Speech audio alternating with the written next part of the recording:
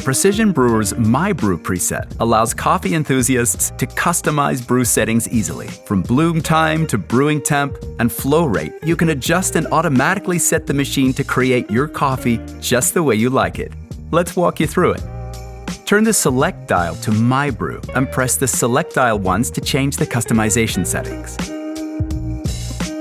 Coffee blooming relates to hot water hitting the ground coffee and impacts the flavors and aromas in your cup.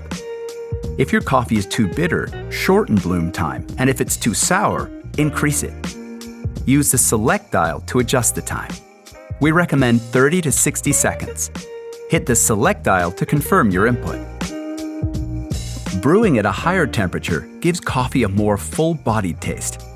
The Precision Brewer's PID temperature control enables you to adjust this using the Select dial.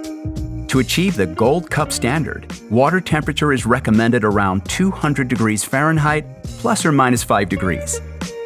If too hot, your coffee will have an ashy taste, and when too cold, it'll be underdeveloped and grassy.